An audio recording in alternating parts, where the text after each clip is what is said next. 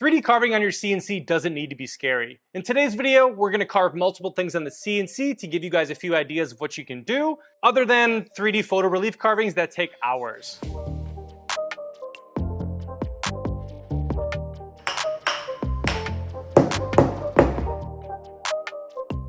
So the first thing you'll need when you're 3D carving is materials. Typically, I like to use like walnut, cherry, maple, woods that are more dense rather than soft. I would avoid woods like pine. They are cheaper, but they're not going to give you as good of a quality as they're likely to tear out and leave like little fuzzy bits. I have seen people practice with foam. That's not something personally I've done, and it looks quite messy. I do have an alternative here that I'm pretty excited to try out, so I'll show you guys what this is a little bit later in the video. And I get asked all the time where I get my lumber. I get all my lumber locally. I'm fortunate enough to have 3 lumber mills within an hour, so it's pretty easy for me to get domestic hardwoods like walnut, maple, and cherry at pretty good prices. If you're unsure, I'd reach out to local cabinet shops or woodworkers to see if they can point you in the right direction of where they get their lumber, because any big outfit is not going to be ordering their lumber online. Maybe they bring it in via freight, but I would avoid places like Home Depot and Rockler and stuff like that because it's going to be insanely expensive. That also goes for ordering lumber online. You have to incorporate shipping, and lumber is big, bulky, and heavy, so it's going to make that wood way more expensive. Odds are you have something within your radius, you just got to find out where it is. And there's also people on Marketplace that mill their own lumber. It might be a little harder to source lumber in places that aren't exactly known for growing hardwoods, but I can guarantee there are cabinet shops and woodworkers in your area getting hardwood from somewhere. And the CNC we'll be using is the Onefinity Elite Foreman, and for bits we'll be using a variety of ball nose bits depending on how much detail we need to get. I'll touch briefly on the setup process for my 3D carves. I add 2 holes, one to each opposing corner, and hold the pieces down with screws. I've found for most things that 2 screws is plenty strong enough. And then make sure your material is square so when you flip the piece it stays aligned. I then make a makeshift jig on my CNC to hold everything square so when I flip it I know it goes back to the same exact spot. I then use a V-bit to set my 0. You could do it from the corner or wherever you'd like. This is just where I prefer. And then I use the V-bit because it's easier to align than the larger ball nose bit. And the first item we're going to carve are these utensils. The options here are absolutely endless. I used to sell a ton of these, mostly customized versions in like sets of 3. And as for customization, I would put like the Miller family or whatever on the handle, and people absolutely love that. These also pair well with selling cutting boards. I've also given away a ton of these as gifts to like family, friends, our delivery drivers, and stuff like that. I'll be using a 3/8 ball nose here. There's not a ton of detail, so you can use a larger bit and go pretty fast. These typically take between 12 and 18 minutes depending on the design and the bit used. For utensils, I like walnut, cherry maple, mahogany, sapele, and other hardwoods like that.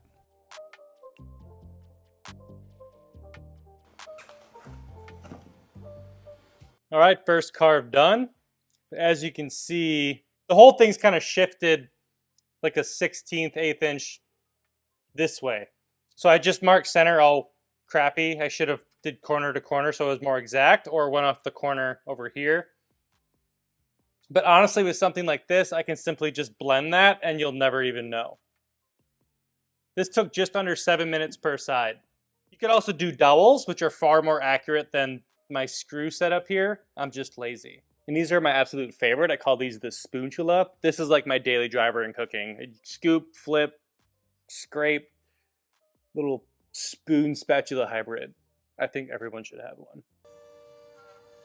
If you really wanted to, you could cut a bunch of these at once. I more so use these to use up scraps, so the pieces are generally smaller, so typically I only cut one at a time. And again, the screw method here isn't the most accurate, but for something like this, it's not that big a deal because you gotta sand it and blend it anyway, so if it's off a tiny bit, it doesn't matter. If there's a ton of detail, then you're gonna have to use dowels. All right, you can see the alignment on that one is perfect. I have no idea what happened there. I walked away and came back and there was a chunk missing out of it. So I didn't see it in my simulation, so I'll have to cut another one and see what happened. But yeah, I took more time to set center and that one is perfect. 14 minutes. All I did here was just change the cut orientation to offset versus raster, and it cut perfect. Cut orientation is just something you gotta play with. Some stuff's more efficient than others, depending on the carve. All right, so this one came out perfect. No idea what happened on that last one. So let's move on to the next one. Here's the finished spatula, all oiled up. And here's the spoon with the gouge taken out of it. As you can see, I was able to blend that out, and you'll never know. And this is the third spoon cut from mahogany. I also made these pie servers based on viewers' request, and I think these turned out pretty cool. And I'm always open to request. I'm pretty good at designing at this point. So if you have any ideas, I'm always open to request. I'll add it to my list of stuff to make, and hopefully I can make that happen. I ended up making 2 of these. The first one was like the prototype, and I didn't like the size of it and how it felt, so I ended up cutting another with a little bit different dimensions. Both of these were cut from walnut scraps. And here's the finished piece. It took roughly 12 minutes with a 3/8 ball nose. And then we have these Chinese spoons, which I think they're called based on Google. We make a lot of soups, and I've had plastic versions of these that we've been using for years, and I just modeled based off the ones we had, and I think they turned out great. Because wood's just way better than plastic.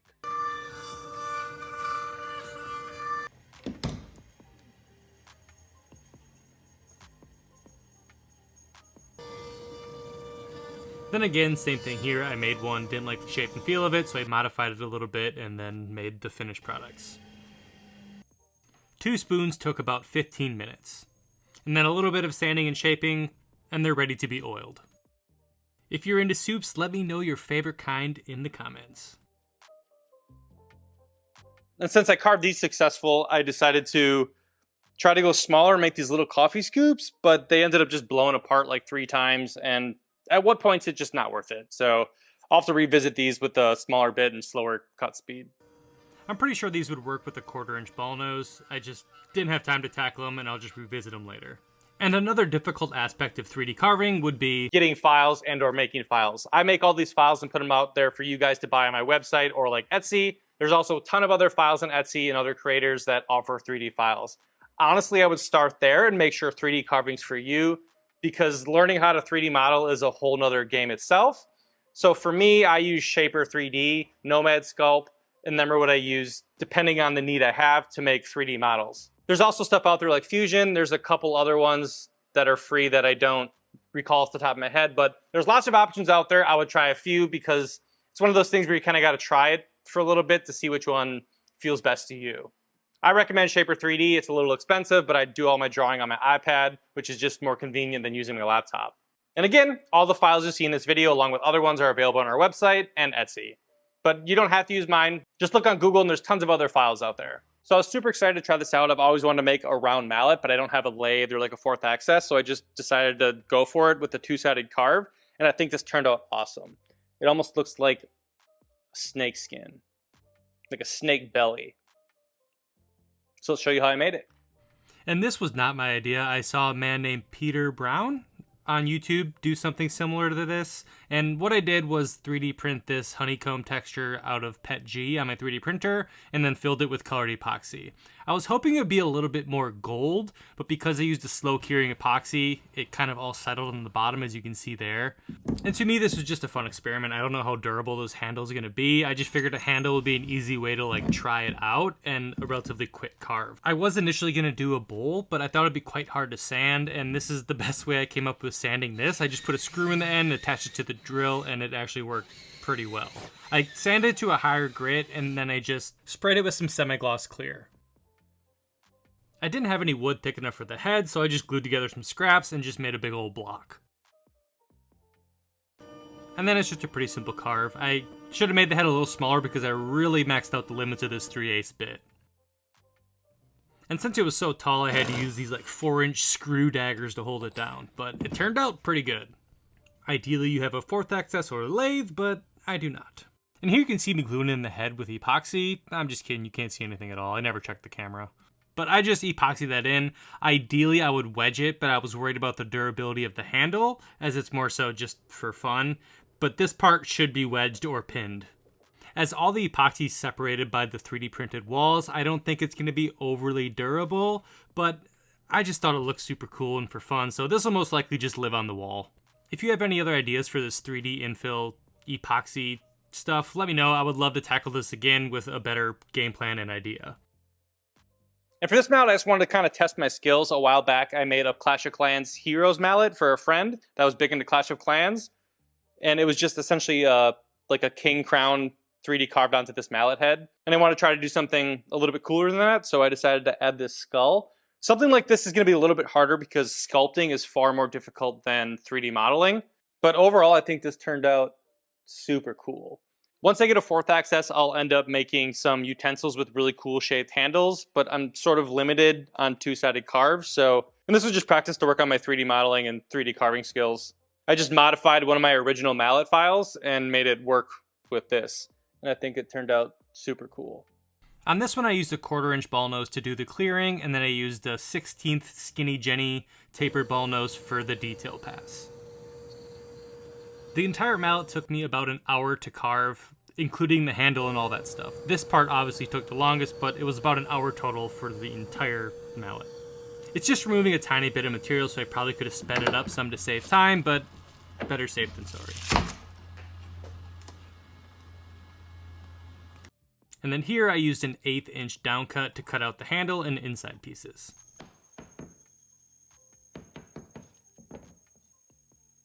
And then assembly's pretty straightforward, just a little bit of wood glue, and you essentially just glue the head together. I then added some clamps and did some finish shaping the next day. And people always think this is super cool. It's just a little bit of science coming at you. But the downward force of the mallet forces it up in the opposite direction you'd think it would. Then a little bit of wood glue, wedge it in there, and it's good to go. And right here I realize I'm using the mallet I said I wasn't going to use, but too late now. And there we go, nice little twist on a mallet. I had to do barely any sanding on the skull face as the CNC left it pretty smooth. I just did a tiny bit of hand sanding. The next items on the list are these custom wooden plates.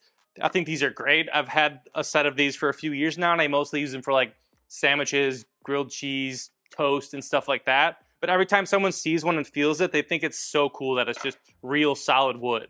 Obviously, don't put them in the dishwasher. They don't use that much wood, and they're relatively easy to make. You could also use this style and flow to make super organic catch-all trays versus your basic, round and square catch-all tray. Just make them more unique and just make your stuff look a little bit different than everyone else's. And I made these out of walnut. I would recommend probably using one solid piece if you can. I've had mine for a few years now and they're quite durable. I cut on them and everything and they hold up just fine. These 9-inch square plates take about 40 minutes each. You could again use a bigger bit or go a little harder, but with the 3/8 bit, that's how long it took me. And for these two, I used the same lazy screw method, no dowels, and it worked just fine.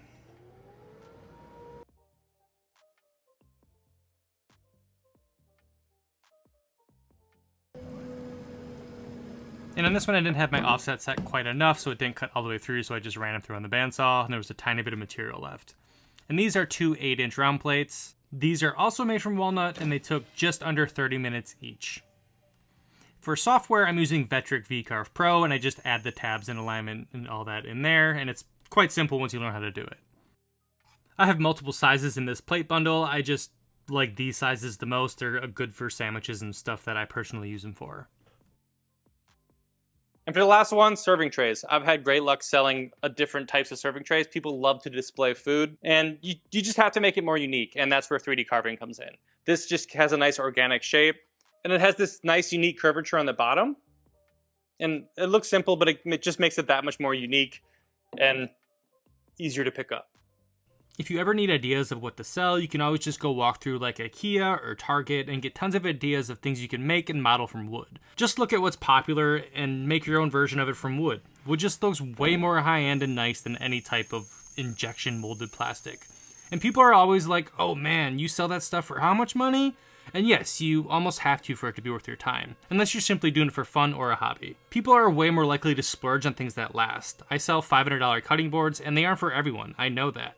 But people give them as gifts for weddings and stuff like that. When people give gifts for weddings, Mother's Day, Father's Day, or anything like that, people are willing to spend more money on things. If you have a mother that loves serving and making food, a lot of people would splurge and spend a little extra money on a unique deviled egg tray for $80 versus something that's plastic for $12 at Target. And that's kind of the point of gifts, right? Spending a little more money on something that you wouldn't typically buy yourself. And you may not have the local market to spend $80 to $100 on a deviled egg tray or a catch-all tray. But that's where online comes in. We sold a ton of stuff on Etsy, and we just didn't have that local market either, but the internet opens you up to the entire world. This was made from walnut and took just under 1 hour of carve time. Overall sanding isn't too bad. I give them a quick shaping with like 150, and then I usually sand them up to like 220, and sometimes the insides and stuff will need a little bit of hand shaping, but overall, it's about as much sanding as a catch-all tray. And then I give everything a little bit of a water pop, which raises the grain, and then after it dries, I give it one more final sanding, so when it gets wet, it removes that fuzziness, which is important as all the stuff that's going to be in the kitchen is going to need to be washed, and you don't want it to feel rough and fuzzy after that first washing. And then I use tung oil on all these products, and for the kitchen stuff that gets washed, I just think the tung oil holds up way better and longer than the mineral oil. Hope you guys enjoyed the video, and we'll see you in the next one.